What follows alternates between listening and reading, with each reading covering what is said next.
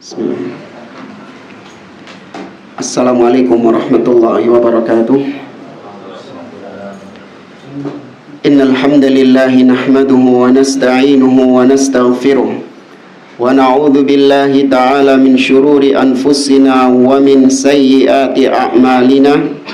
Man yahdihillahu fala mudhillalah wa man yudlil fala hadiyalah. Wa asyhadu an la ilaha illallah wahdahu la syarikalah wa asyhadu anna Muhammadan abduhu wa rasuluh.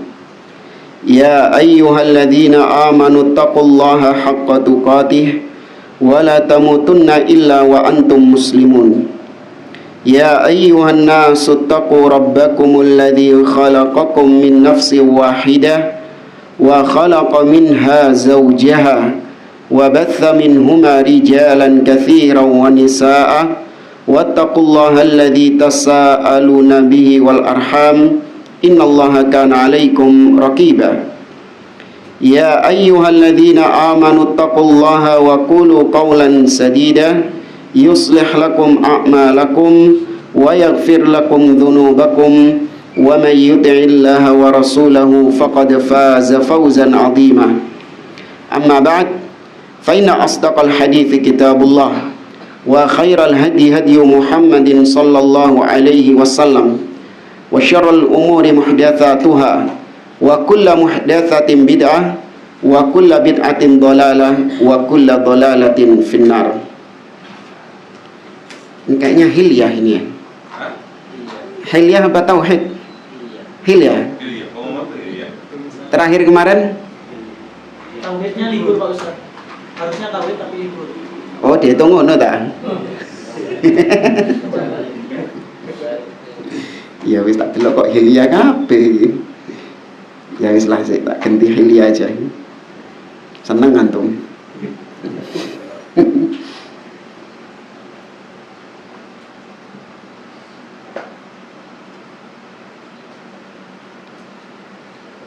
Saya sebentar.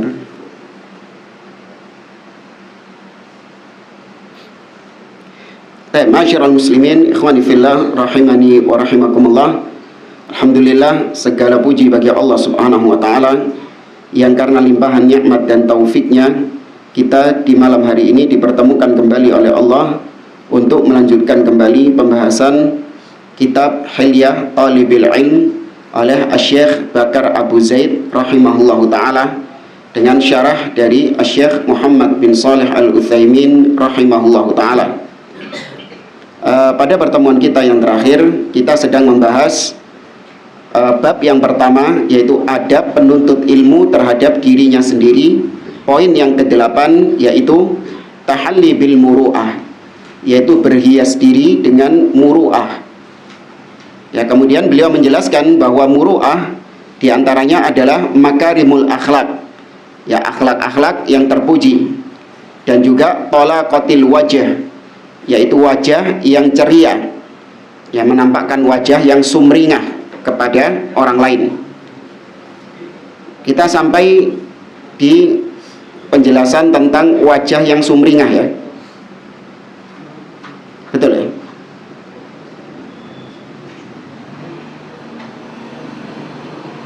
Ya, kemarin kalau nggak salah kita sampaikan di antara akhlak yang terpuji yaitu sikap tasamuh dan toleransi. Betul ya? Atau memaafkan, di mana seseorang ketika dia mendapati ada salah seorang anggota keluarganya yang dibunuh, ya kemudian apakah dia harus memaafkan orang yang membunuh itu? Apabila dia tidak memaafkan, apakah itu berarti dia tidak memiliki akhlak yang terpuji? Itu ya, kalau nggak salah terakhir kemarin. Oh, wajah sumringah sudah. Iya, yang ada orang maksiat harus kita. Oh iya, betul. Berarti ifsya'us salam. Betul, menyebarkan salam. Belum ya? Baik.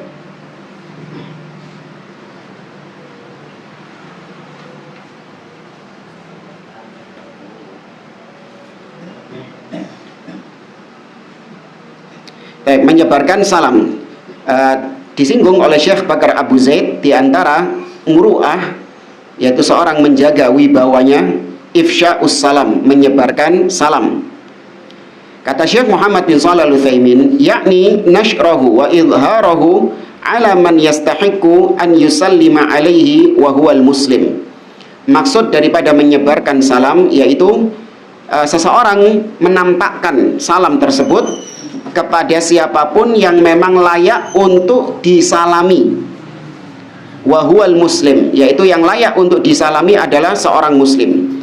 Wa in kana asiyan, meskipun dia itu ahli maksiat, au zanian, pezina, au sariqan, au murabian, atau dia pencuri, atau dia orang yang makan harta riba, au syariban lil khamri, atau dia peminum khamr.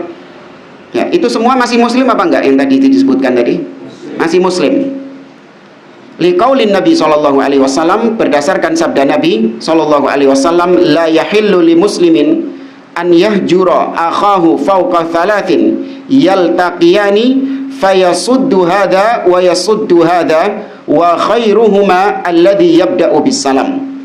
Kata Nabi, tidak halal bagi seorang muslim untuk dia memboikot, ya, tidak mengajak bicara saudaranya yang muslim di atas 3 hari, lebih dari 3 hari, di mana mereka bertemu, kemudian yang satu berpaling dan yang satu berpaling, maksudnya melengosi, paham ya? Yang satu berpaling, yang satu juga berpaling, dan yang terbaik di antara mereka berdua adalah yang pertama kali memulai salam, kata Nabi. Fa in fa'ala al-mu'min munkaran wa la siyama idza kana munkaran 'aziman yukhsha minhu an yufattata al-mujtama' al-islami fa hina idzin yakunu hajruhu wajiban in nafa'al hajru.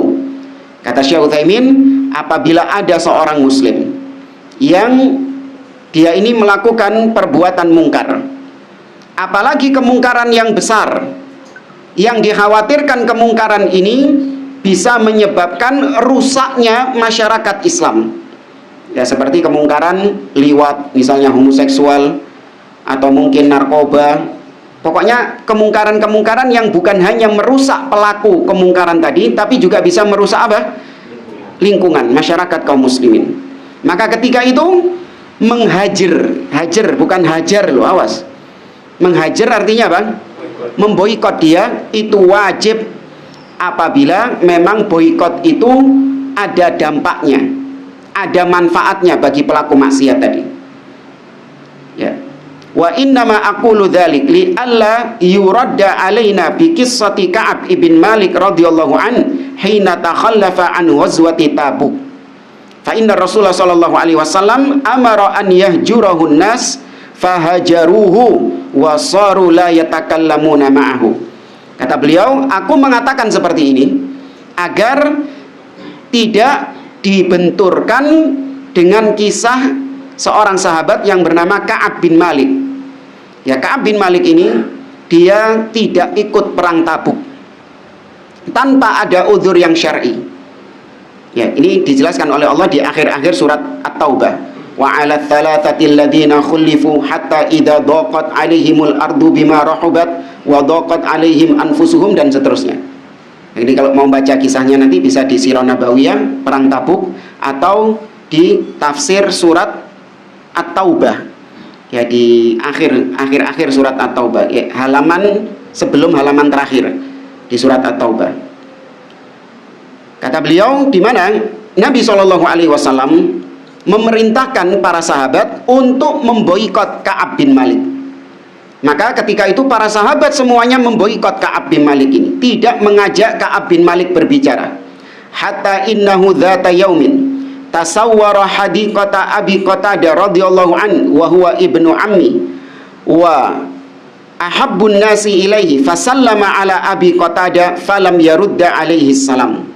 Di mana pernah ceritanya Ka'ab bin Malik ini di suatu hari dia itu mendatangi kebun milik seorang sahabat yang bernama Abu Qatadah. Jadi Abu Qatadah ini merupakan sepupunya Ka'ab bin Malik dan juga orang yang dicintai oleh Ka'ab bin Malik. Namun ternyata ketika Ka'ab bin Malik mengucapkan salam kepada Abu Qatadah, namun Abu Qatadah tidak menjawab salamnya Ka'ab bin Malik. Thumma sallama thaniyatan, kemudian salam kedua kali Ka'ab bin Malik, falam yarudda alaihi salam, tidak dijawab salamnya. Thumma sallama thalithatan, ketiga kalinya diucapkan salam, falam yarudda alaihi salam, tetap tidak menjawab salam tersebut. Faqala, ya, maka Ka'ab bin Malik mengatakan, anshudukallah hal ta'lamu anni uhibbullaha wa rasulah fakaifa tahjuruni wa ana uhibbullaha wa rasulah. Kata dia, aku meminta kepadamu dengan nama Allah. Apakah kau tahu, wahai Abu Qatadah, bahwasanya aku adalah seseorang yang cinta kepada Allah dan Rasulnya? Kau tahu kalau aku adalah orang yang cinta kepada Allah dan Rasulnya. Lah kok tega? Bagaimana mungkin kau bisa memboikot aku, sedangkan aku adalah orang yang cinta kepada Allah dan Rasulnya? Walam yarudda alaihi, tetap menang Abu Qatadah, gak dibalas apapun.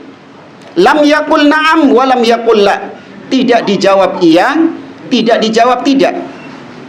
Ya, intinya tidak dijawab. Qal Allahu wa rasuluhu, thumma qala Allahu wa rasuluhu a'lam. Dia hanya mengatakan Allah dan Rasul yang lebih mengetahui. Walam yujib li anna nabiyya sallallahu alaihi wasallam amarahum walau amarahum an yaf'alu akbar min dzalik la fa'alu. Ya, Abu Qatadah lihat bagaimana, padahal Ka'ab bin Malik ini adalah orang yang dia cintai, sepupunya sendiri.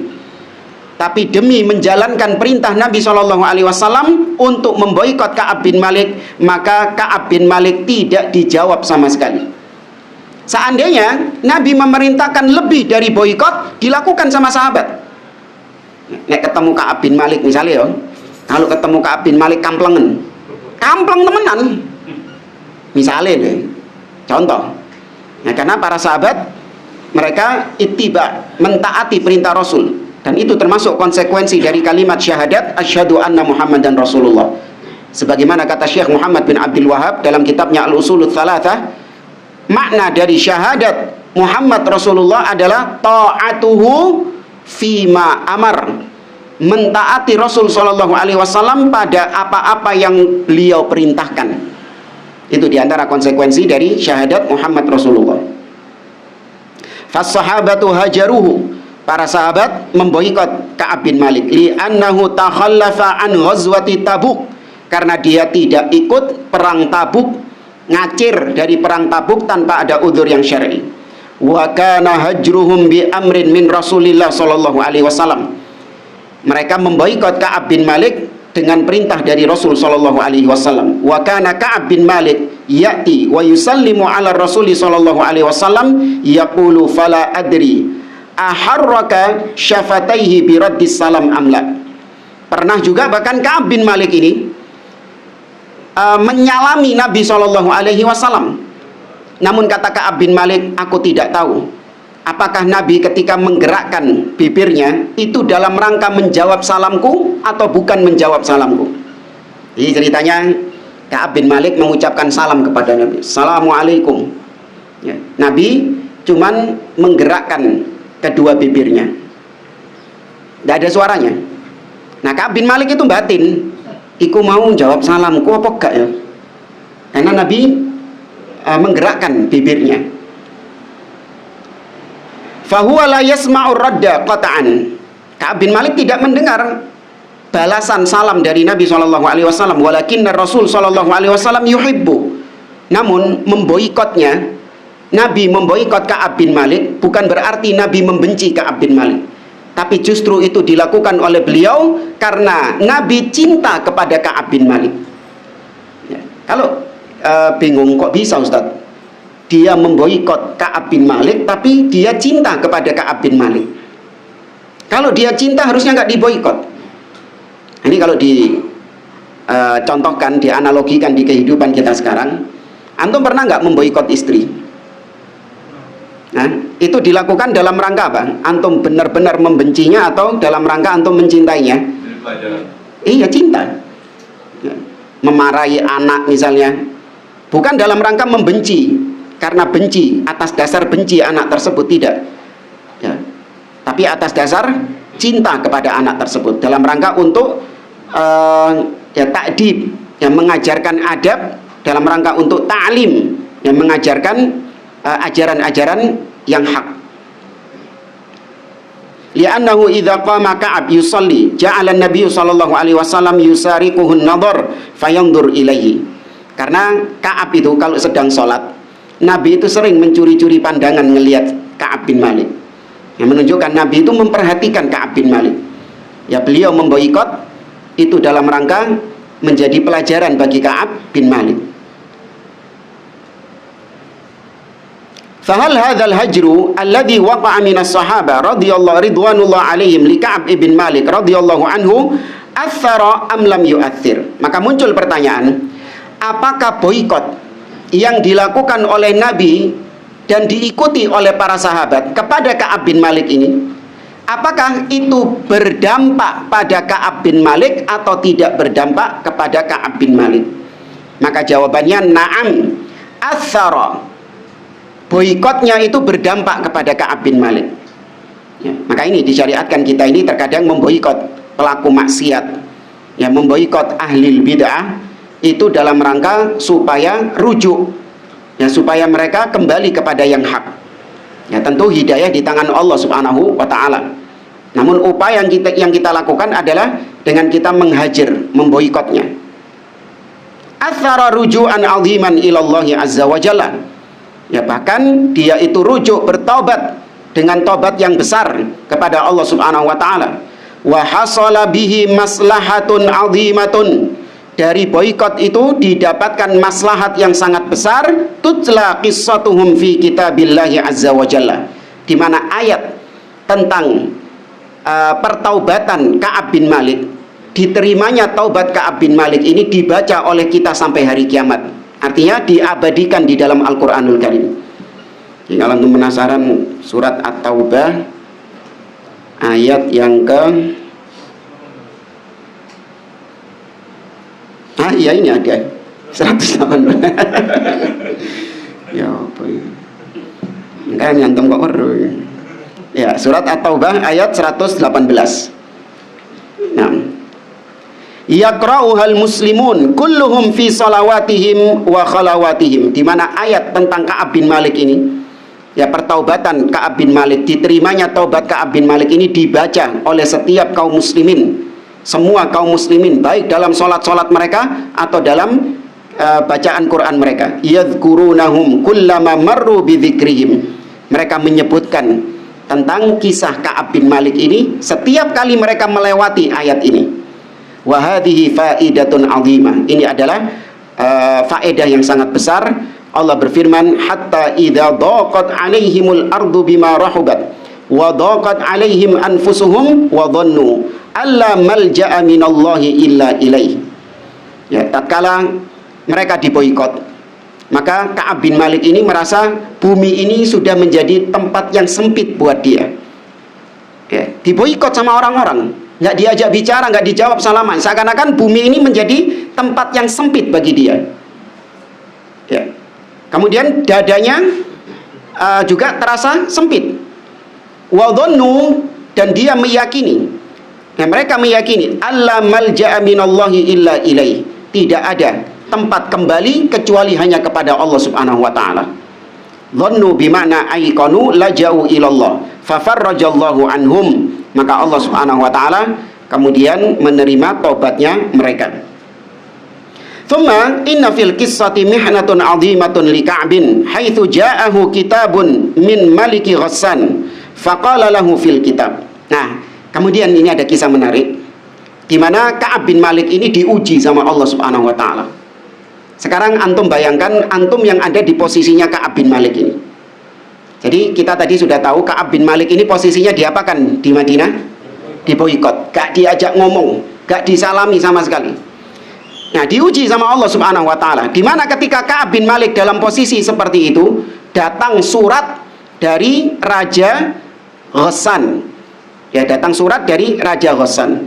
Dikatakan dalam kitab tersebut, dalam surat itu, innahu balaghana anna sahibaka jafaka ay abghadaka wa hajaraka wa tarakaka.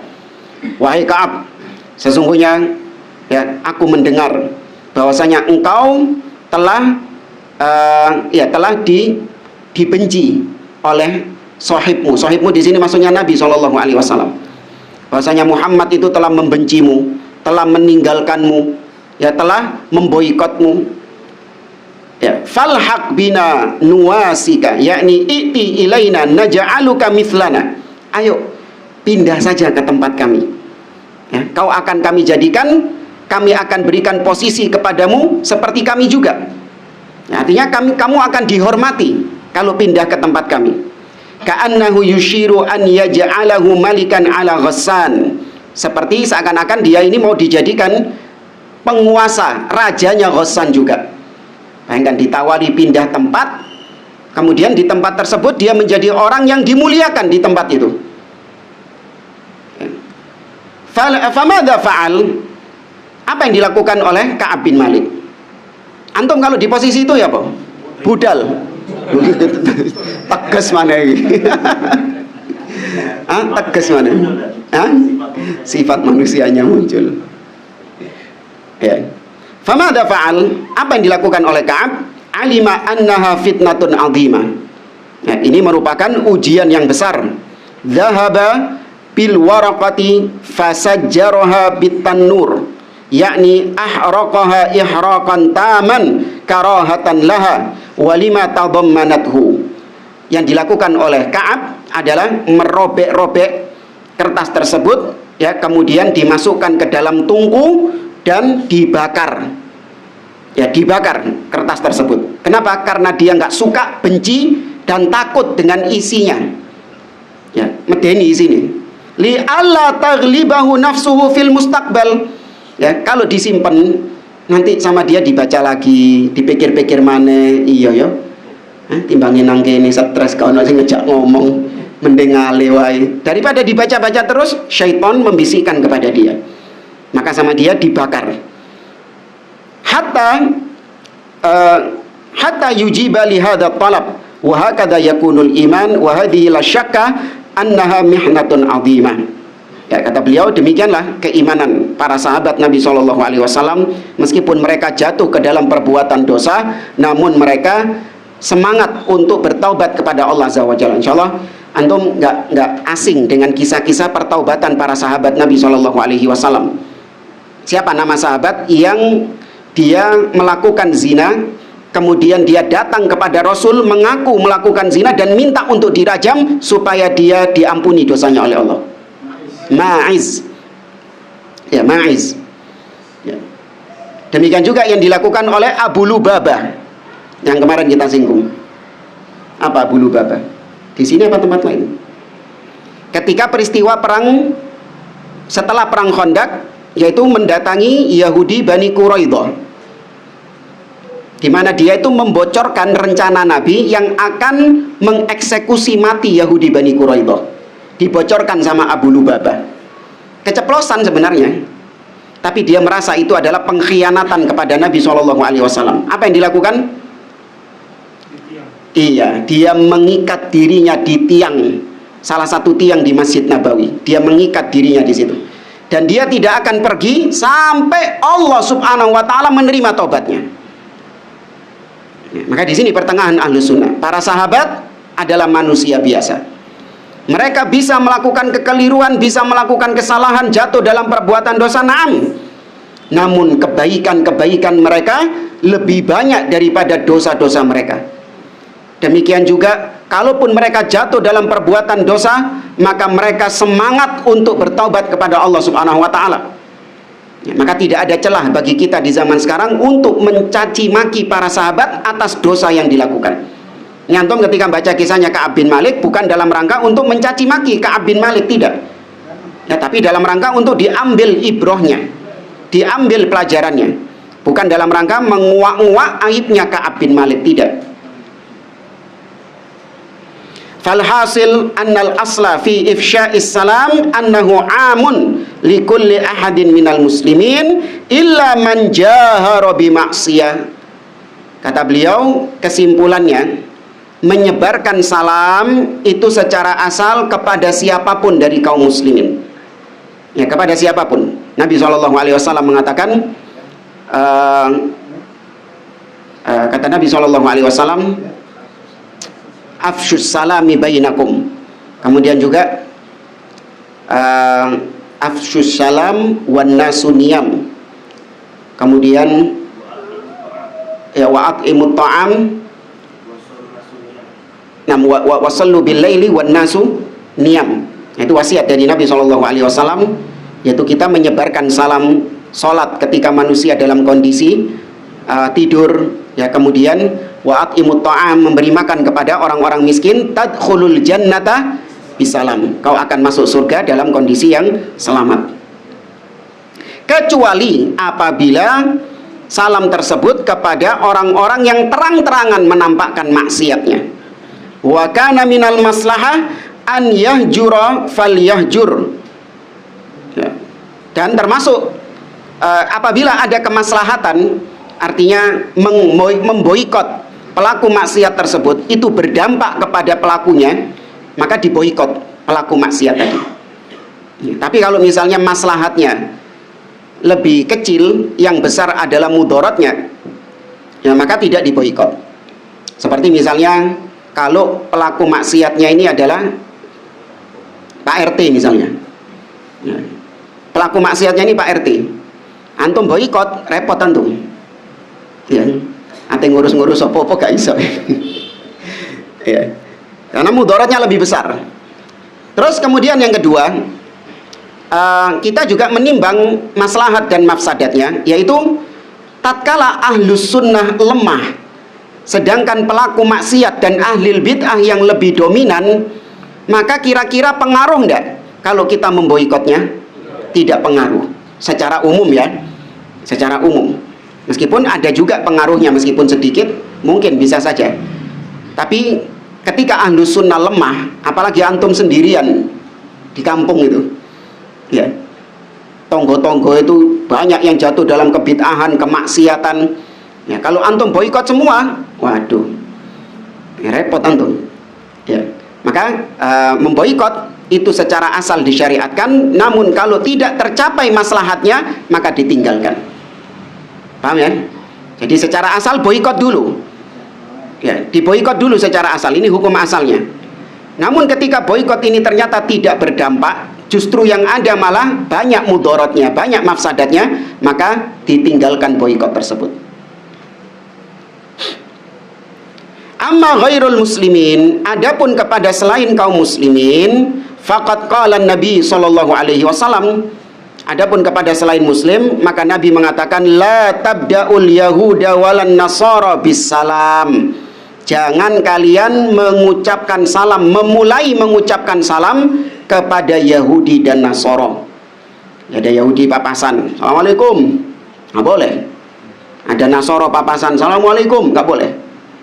Kita yang memulai salam. Fayahrum alaina an nabda al yahud wan nasara wa man siwahum minal kuffari bisalam. Demikian juga kalau Yahudi dan Nasrani yang merupakan ahlul kitab, nggak boleh kita memulai salam kepada mereka.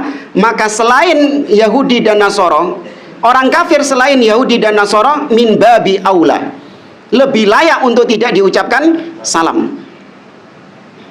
Wa in sallamu naruddu alaihim. Kalau mereka yang mengucapkan salam kepada kita, maka kita membalas salam mereka.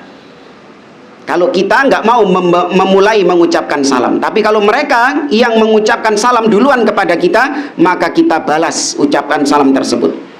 Liqaulillahi ta'ala, berdasarkan firman Allah dalam surah An-Nisa ayat 86, wa idza huyyitum bitahiyyatin fahayyu bi ahsana minha aw rudduha.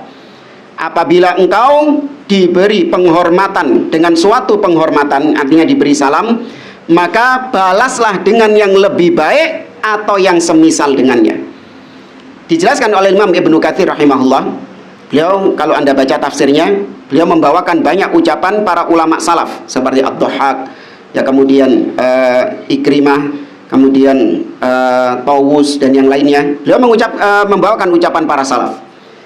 Di antara mereka mengatakan, fahayyu bi ahsana minha, maka balaslah salam tersebut dengan yang lebih baik, ai lil muslimin, untuk kaum muslimin.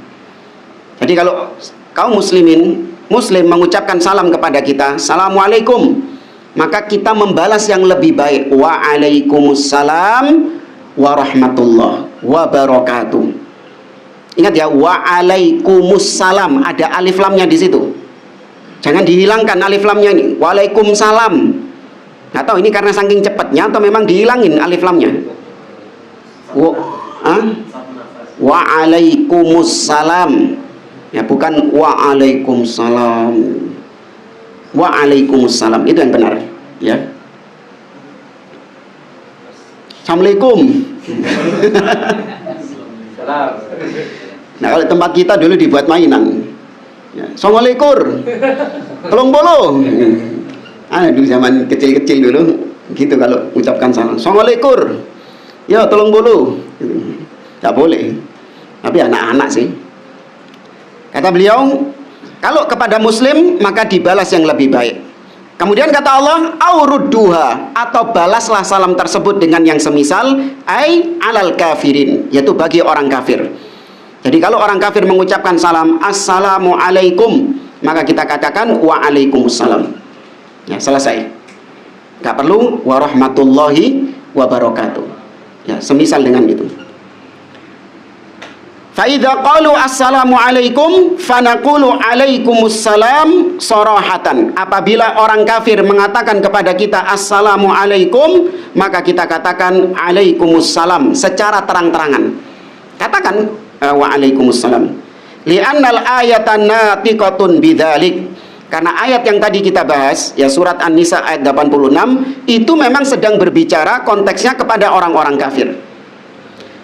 Ya fahayyu bi ahsana minha aw rudduha. Wa li anna nabiyya sallallahu alaihi wasallam innama amara an naqula wa alaikum li annahum yaqulun assalamu alaikum.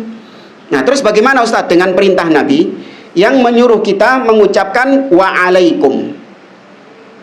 Ya, kata beliau itu karena mereka orang-orang kafir itu mempermainkan salam dengan mengatakan assalamu alaikum. Apa artinya asam?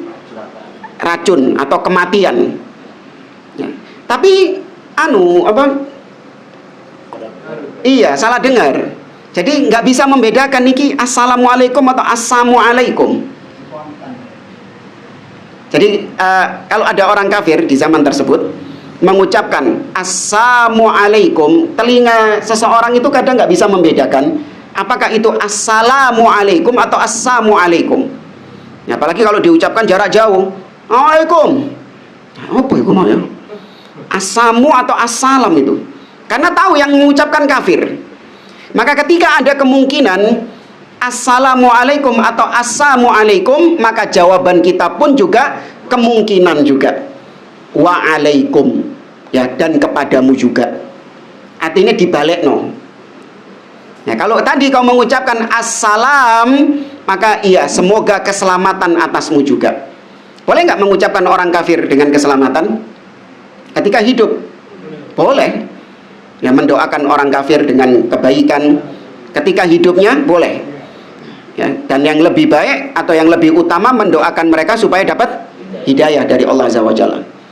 Tapi mendoakan mereka semoga sehat, ya semoga dilancarkan rezekinya misalnya, boleh enggak?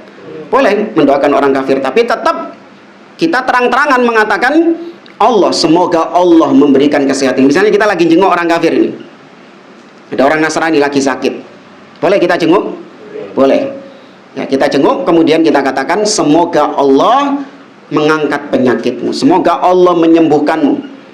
Jangan malu. Ya, jangan kemudian karena dia orang kafir Ustaz, terus apa? Semoga Yesus menyembuhkan. Loh, kok melok DE tambahan? Jangan, katakan semoga Allah menyembuhkan. Dan jangan juga di kamuflase semoga Tuhan menyembuhkanmu. Sopo Tuhan ini? Malu menyampaikan Allah itu. Padahal Allah mengatakan faqulu syhadu bi anna muslimun. Katakan kepada orang-orang kafir kami muslim. Ya, maka Rabb kami Allah Subhanahu wa taala. Kalau kami berdoa kepada Allah, maka semoga Allah menyembuhkanmu. Ya, maka kembali ke tadi, karena orang kafir ini tidak jelas ngomongnya, apakah assalamualaikum atau assalamualaikum, maka jawaban kita pun juga nggak jelas. Waalaikum, yo, semoga kau juga. Kalau kau tadi mengucapkan salam, semoga kau mendapatkan salam. Tapi kalau kau tadi mengucapkan sam, maka semoga itu kembali kepadamu.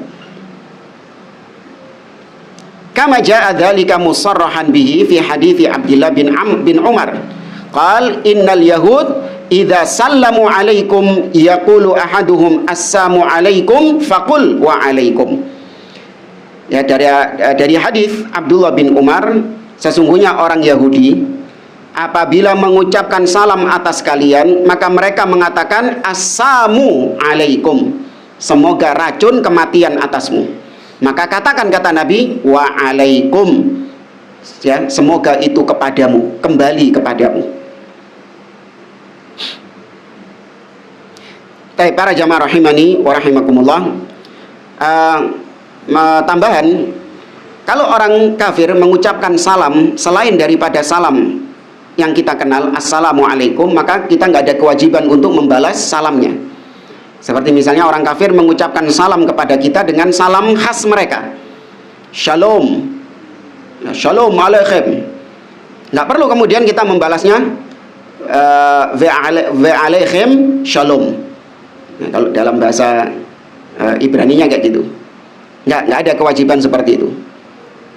Atau misalnya apa, Om Swastiastu, salam kebajikan, namo budaya, salam rahayu misalnya.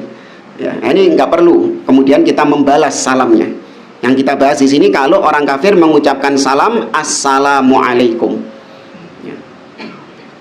Wa huna mas'alah inna ba'dhat talabah la yufshis salam ma'a ikhwani wa dzalika li anna al-khawatir tayyibatun wal quluba salimatun wassalamu tahiyyatun wa basyashatun wa taqabbulun wa qabulun fala hajah bal yughni ma fil qulub anit ta'bir. Ini ada permasalahan yang lebih detail. Ya, kata beliau, sebagian orang-orang itu tidak mau mengucapkan salam kepada saudara-saudaranya atau kepada teman-temannya, karena dia yakin bahwasanya hatinya saudara-saudaranya itu adalah orang-orang baik.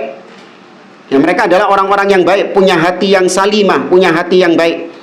Sedangkan ucapan salam itu adalah ungkapan untuk menampakkan kecintaan kepada kawan-kawannya tadi. Ya, supaya kawan-kawannya mencintai dia, supaya kawan-kawannya menerima dia.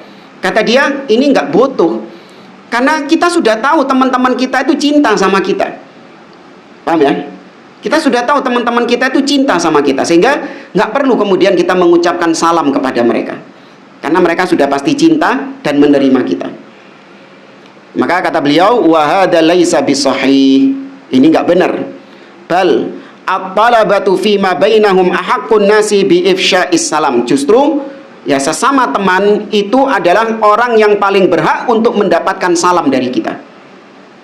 Ya, maka nggak boleh kemudian seorang dengan alasan, apalagi keluarga misalnya, ya, istri, anak-anak itu sudah pasti cinta sama saya, jadi nggak perlu menampakkan kecintaan dengan mengucapkan salam kepada mereka. Tidak. Wa ba'dun nas la yufshis salama ala man khalafahu fil manhaj wa wafaqahu fil hadaf li'annahu yantami ila jama'atin dunal ukhra wa laita ba'dahum salima min ba'din bal al-aqsu wal iyadhu billah mutanahiruna bil alsun yasubbu ba'duhum ba'da wa yanfiru ba'duhum min ba'din wa yumdi awqatan kathiratan fi majalisa adidatin lil qadhi fi ta'ifatil ukhra ma'a anna al hadafa wahid kulluhum yuridul wusula ila tahqiqil ibadah wa ila al iqbali ala Allahi azza wa jalla. Ya, kemudian ada juga permasalahan yang lain, yaitu ada sebagian orang yang memberi salam kepada orang-orang yang tidak memberikan salam kepada orang-orang yang menyelisihinya dalam manhaj. Jadi ada yang tidak memberikan salam kepada orang-orang yang menyelisihinya dalam manhaj, dalam perkara manhaj. wa wafaqahu fil hadaf, tapi dia itu satu tujuan. Orang ini beda manhaj dengan kita, tapi dia itu satu goal dengan kita. Ya, satu interest, satu common interest dengan kita. Kenapa demikian? Kata beliau, li'annahu yantami ila jama'atin dunal ukhra. Ya, karena orang tersebut itu berafiliasi dengan suatu kelompok. Artinya sama-sama terafiliasi dengan satu kelompok. Jadi meskipun dia ini beda manhaj, namun satu tujuan, ya, maka dia tetap mengucapkan salam kepada dia. Bahkan sebagian yang lain, kata beliau, walaita ba'dhum salima min ba'din. Ya, sebagian orang mengucapkan salam kepada sebagian yang lain. Tapi kebalikannya, naudzubillah, mutanahiruna bi alsun. Sebagian di antara mereka justru ada yang saling mencela dengan lisan-lisan mereka. Yasubbu ba'dhum ba'dha wa yanfiru ba'dhum min ba'din. Saling mencela, saling mencaci antara satu dengan yang lain. Ya, kemudian menghabiskan waktu-waktu yang banyak di majelis-majelis untuk mencela kelompok-kelompok yang lain. Ya, padahal tujuan mereka sama. Semuanya menginginkan untuk sampai kepada ibadah kepada Allah Subhanahu wa taala. Tapi di sini kita harus proporsional. Sikap kita kepada ahli bid'ah tadi secara asal kita menghajar, memboikot. Tapi kalau misalnya boikot itu mendatangkan mafsadat kepada kita, maka kita tidak memboikotnya karena mafsadatnya lebih besar. Nah, alasan kita memboikot itu adalah karena kebid'ahan yang ada padanya, karena manhaj yang menyimpang yang ada padanya, bukan karena berbeda organisasi dengan kita. Maka kalau kita membangun wala wal bara di atas organisasi, maka ini jatuh dalam bid'ah hizbiyah, jatuh ke dalam bid'ah hizbiyah. Contoh misalnya, antum ketemu sama orang di luar, ahli bid'ah dia, tapi antum tidak mengucapkan salam kepada dia, alias antum memboikot dia, bukan karena bid'ahnya dia, tapi karena dia itu nggak masuk ke dalam organisasi antum. Nah, ini keliru. Meskipun sama-sama memboikot si ahli bid'ah ini, tapi dasarnya apa dia? Yang satu betul diboikot karena dia adalah pelaku bid'ah, karena dia menyebar kebid'ahan, karena dia orang yang memusuhi sunnah. Ya, maka diboikot. Kalau memang boikot tersebut bisa mendatangkan maslahat bagi dia, dia tobat dari kebid'ahannya. Tapi kalau tidak, justru mendatangkan mafsadat, maka tidak kita boikot. Nah, ada orang lain yang juga memboikot fulan itu, tapi dasarnya bukan karena bid'ahnya, tapi dasarnya adalah karena nggak satu organisasi. Nah, ini muncul di tengah-tengah kaum muslimin demikian. Ya. Kalau nggak hijau, nggak disalami. Kalau nggak biru, nggak disalami juga. Yang katanya ahlus sunnah juga demikian. Iya, kalau nggak ngaji sama Ustadz Fulan misalnya, ya padahal sama-sama di atas sunnah, maka nggak disalami karena nggak ngaji dengan Ustadz Fulan. Atau kalau nggak berafiliasi dia dengan yayasan tertentu, atau tidak terafiliasi, tidak connect dengan organisasi atau yayasan alma mater tertentu, maka diboikot. Ya, tidak diajak bicara dan disalami dan seterusnya. Nah, ini sama hizbiyah dengan yang hijau-hijau dan biru-biru tadi. Cuman casing apa? Casing sunnah. Ya. Maka terjadi bid'ah hizbiyah ini bukan hanya di ahli bid'ah, namun juga sudah merasuk kepada orang-orang yang ngakunya di atas sunnah. Maka ini nggak boleh, nggak benar.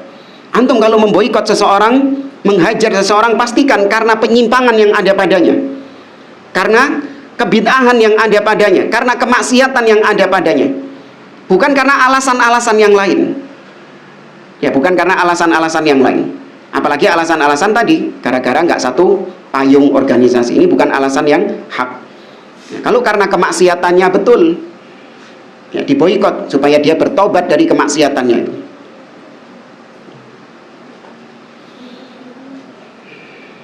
Kalau itu tetangga. Apa? Tetangga. Jadi kita salamnya kalau tetangga.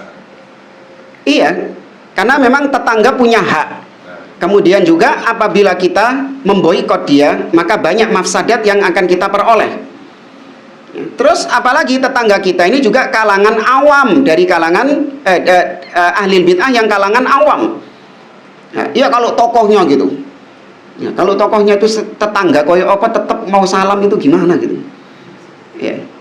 Apalagi yang memang lisannya tajam kepada ahlus sunnah, menebarkan syubhat, menebarkan kesyirikan. Ya, seperti Pak Kumis misalnya, sudah cukur kumisnya tapi kan, iya. Atau yang baru-baru ini si Udin, ya, nggak sudi kita, hatta tonggo sebelah dewi. Ya, karena kejahatannya luar biasa, penyimpangannya, kesesatannya luar biasa, syubhatnya luar biasa. Ya. Nah, ini bentuk pembelaan kita, walak kita kepada sunnah, dan bentuk barok kita kepada bid'ah, di mana tokoh-tokoh kebid'ahan tidak kita berikan salam kepada mereka, ya tidak kita berikan perhatian kepada mereka. Tapi kalau awam-awamnya, ya awam-awamnya ini cuman ya orang-orang yang nggak punya ilmu, hanya sebatas ikut-ikutan, ya apa istilahnya, norok bunte, cuman ikut-ikutan saja. Maka tetap kita bermuamalah baik dengan mereka. Hah? Sama, meskipun pelaku bid'ah juga kadang kadang dia menampakkan kebenciannya kepada sunnah. Tapi kalau kita lihat ikut-ikutan dia ini, ya, dia menampakkan kebenciannya kepada sunnah, di tiap hari isinya wahabi, benci luar biasa kepada sunnah. Tapi kalau kita lihat track recordnya dia, orang awam yang cuma ikut-ikutan kena propagandanya dai-dai mereka. Ya, makanya seperti ini tetap kita rangkul mereka. Ya, kita salam kepada mereka. Kita tampakkan bahwasanya ahlus sunnah salafi tidak sebagaimana yang disangkakan. Kata beliau, warubbama najiduhum la yatakallamuna ala ahlil bid'ah al-musarrihina bi mukhalafati sunnah. Wa hadhi mihnatun lamasnaha fi ba'di tawaif allati tanhazu ila ta'ifatin muayyanatin au ila manhajin muayyanin fatajidu ba'duhum yudallilu ba'dan wa hadhihi mihnah. Kata beliau, terkadang ada seorang ahlu sunnah yang tidak mau membicarakan ahlil bid'ah, padahal terang-terangan dia itu menyimpang dari jalan sunnah. Diam, summum bukmun umyun. Kenapa? Karena satu payung organisasi.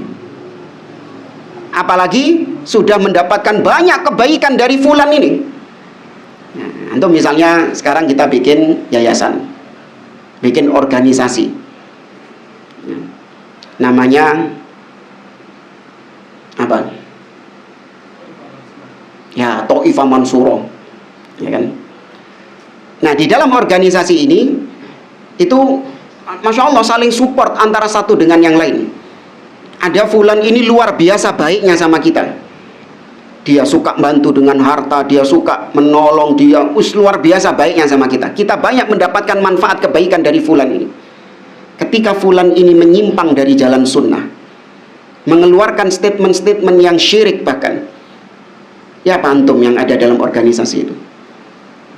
Summun bukmun umyun atau ini. Karena antum sudah banyak mendapatkan kebaikan darinya, lembek manhaj antum, lembek, nggak berani mengingkari dia. Bahkan kalau ada orang luar yang mengingkari dia, antum masang badan, ngawur itu. Dia nggak tahu, anak yang kenal dia ini. Ngamuk tambahan, pasang badan, dibela, dicarikan 1000 uzur, dicarikan 1000 dalil untuk membela penyimpangannya fulan ini. Kenapa? Satu payung organisasi. Ini bid'ah hizbiyah jemaah. Ya, makanya nggak boleh bikin organisasi-organisasi. Kita bikin organisasi hanya sebatas untuk memudahkan saja, hanya untuk memanage saja. Bikin organisasi ya atau yayasan hanya sebatas untuk memudahkan kita dalam berdakwah, memudahkan kita dalam mengatur dakwah ini, atau untuk legalitas. Antum kalau bikin lembaga pendidikan misalnya, bisa nggak tanpa harus mendirikan yayasan? Nggak bisa, untuk legalitas saja. Sudah sebatas itu tok. Jangan kemudian membangun wala wal bara di atas organisasi ini, enggak. Buang itu embel-embel, ya, apalagi bangga dengan logo-logonya, kemudian mobilnya dikasih logo-logo jangan. Ini meskipun itu tidak langsung diharamkan, tapi itu khawatir timbul benih-benih apa? Hizbiyah. Ya. Saya pernah tergelitik pertanyaan yang dulu pernah diajukan ke Ustadz Yazid bin Abdul Qadir Jawas rahimahullah ta'ala. Beliau mengatakan itu sebagai fenomena apa? Hulu, berlebih-lebihan. Nggak benar. Helmnya dikasih stiker tertentu, radio tertentu, atau lembaga tertentu. Hulu, kata beliau. Apalagi pakai peci. Itu juga. Enggak, kita bikin organisasi cuman sebatas untuk memudahkan kita, kendaraan kita dalam berdakwah. Ya, adapun cinta dan benci tidak kita kembalikan kepada organisasi, tapi kita kembalikan kepada kitabullah dan sunnah. Yang di atas sunnah, yang di atas tauhid, kita berikan kecintaan, loyalitas, meskipun dia berbeda organisasi dengan kita. Sebaliknya, yang di atas bid'ah, di atas syirik, di atas kesesatan, maka kita barok meskipun satu organisasi. Ya. Makanya hati-hati dengan kebaikan-kebaikan orang, itu bisa membuat kita jadi melempem, ya, karena keenaan sudah. Ya, ada pepatah Arab mengatakan al-ihsan yu'jizul insan. Ya, al-ihsan, kebaikan itu bisa melemahkan seseorang. Ya, jadi dhaif, dia lemah, padahal dia sebelumnya itu sangar garang. Ya, tapi karena dapat kebaikan dari si ahlil bid'ah ini, jadi melempem dia akhirnya. Kayak kerupuk dikasih air. Tapi sebaliknya kita juga bisa menggunakan ini untuk ahlil bid'ah tersebut. Ya, ketika kita berbuat baik sama si ahlil bid'ah ini, maka lama-kelamaan ahlil bid'ah ini akan melempem kebid'ahannya. Justru dia akan mendukung sunnah. Ya. Makanya ahlil bid'ah yang awam-awam ini nggak usah didebat dengan bawakan dalil, enggak. Ya, traktir makan. Mangan Pak, timbangi rame ya Pak. Pesan apa kan? Mangan gini Pak, gitu. Timbang rame wahabi saya gini, mangan gini. Iya, percuma antum bawakan dalil ini. Orang awam. Iya. Nanti lama kelamaan antum berikan kebaikan kepada dia, lama kelamaan dia akan cinta sama antum, cinta sama sunnah. Ya. Tapi hidayah tetap di tangan Allah. Jangan terus kemudian antum menganggap, wah ini fulan dia dulunya nggak gini, sekarang sunnah gara-gara tak traktir terus. Enggak, jangan. Fa mithlu hadhihi tawaif yajibu an yusallim ba'duhum ala ba'din wa yajibu an yansaha ba'duhum ba'dha. Maka semisal ya orang-orang yang ada di organisasi-organisasi tersebut, maka diucapkan salam harusnya. Satu dengan yang lain mengucapkan salam. Dan harus dinasehati, harus ada nasihat antara satu dengan yang lainnya. Jangan diam-diaman. Wa an yubayyin kullu wahidin li akhihi ma mautinul khata'. Dan kalau ada saudaranya yang keliru, dijelaskan kekeliruannya itu apa. Hatta yusahhihal khata', supaya kekeliruannya tadi dibetulkan. Wa ta'talifal qulub, dan supaya hati mereka kembali bersatu. Jadi kalau ada organisasi, ada satu oknum yang menyimpang dari jalan sunnah, maka dijelaskan kekeliruannya, dijelaskan kesalahannya. Jangan terus ujuk-ujuk langsung diboikot. Nah, terus dia tahu dari mana kesesatannya, tahu dari mana terus dia penyimpangannya. Dia ngelihat konco-konco kok gak ngerekan dia kabeh. Apa salahku gitu? Nggak benar. Ya diluruskan terlebih dahulu supaya tahu mana yang hak, mana yang batil. Wa amma an tudribal qulub ba'dhum bi ba'din wal iyadu billah min ajli ikhtilafil manhaj ma'attihadi fil hadaf fa hadha ghalatun azim. Adapun kalau misalnya ada orang yang saling membenturkan ya antara satu dengan yang lain, ya dibentur-benturkan ya demi untuk memecah belah ya orang-orang yang ada di dalamnya itu, maka ini nggak benar. Ya, keliru kata beliau. Para jamaah rahimani wa rahimakumullah, itu tadi yang berkaitan dengan menyebarkan salam. Ya, selesai. Insyaallah di pertemuan berikutnya kita bahas masih poin yang ke-8 karena agak panjang di sini. masih tentang muru'ah. Ya, masih tentang muru'ah.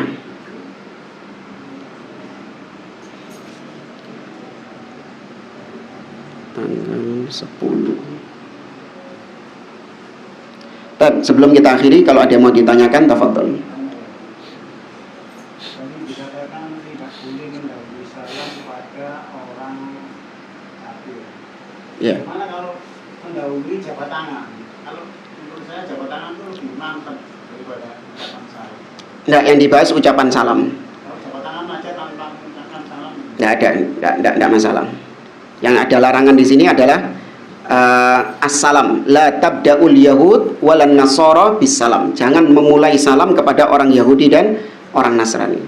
Salam yang dimaksud ya ma'ruf, assalamualaikum. Ya. Datang salaman itu berapa? Ya bukan salam itu, hanya sebatas salaman saja. Enggak dianggap salam. Nah, ada pertanyaan gini. Bagaimana kalau antum menjadi seorang yang berbicara di depan umum? Di hadapan antum ada orang-orang kafir. Antum membuka ucapan dengan salam. Gimana? Iya, kalau di sana ada kaum muslimin, maka salam itu harus ditujukan kepada kaum muslimin. Nah, wallahu a'lam. Maksudnya diucapkan. Iya. Assalamualaikum warahmatullahi Oh enggak perlu diterang-terangkan. Ini buat Islam ya. Enggak perlu. Ya cukup assalamualaikum. Adapun ucapan selamat pagi. Jadi niatnya ditujukan ke sana. Iya, maksudnya kita yang mengucapkannya itu ditujukan maksudnya kepada kaum musliminnya, bukan kepada orang kafirnya. Ya, adapun ucapan selamat pagi, selamat sore, ini hanya sebatas ada ya kebiasaan, tidak ada kaitannya dengan agama mereka. Tapi kalau itu dijadikan pengganti assalamualaikum, kalau ketemu sesama muslim kemudian mengucapkan selamat pagi, padahal harusnya assalamualaikum, maka ini nggak boleh. Ya. Tapi kalau sebatas mengucapkan selamat pagi, yaitu dalam artian mendoakan semoga pagi ini kau diberikan keselamatan. Nah ini perkara yang mubah, diperbolehkan. Halo. Hah? Halo.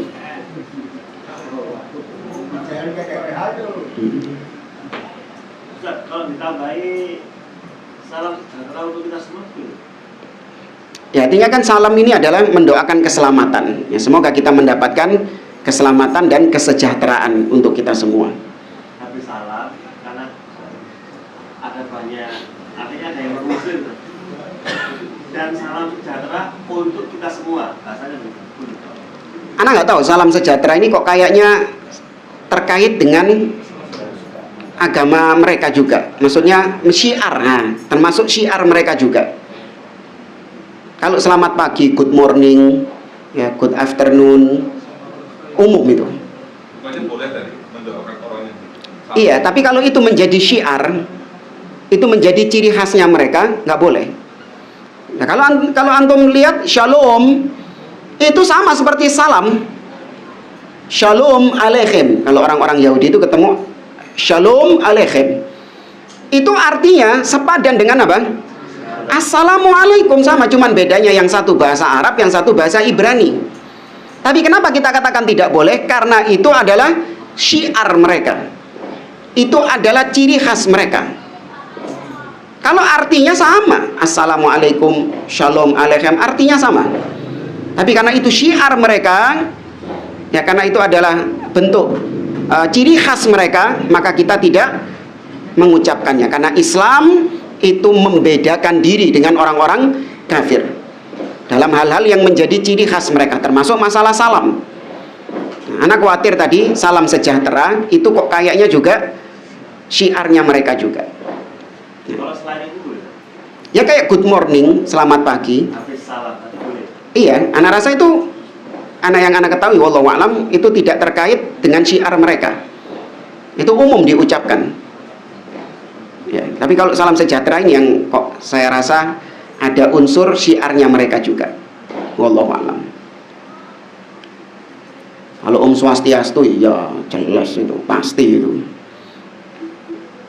ganti aja aja nulis salam sehat. Salam olahraga. Oh, tapi maknanya salam olahraga ini sekarang mukul, iya. Itu malingnya mendapatkan salam olahraga dari warga. Maksudnya apa? Dikepuin warga.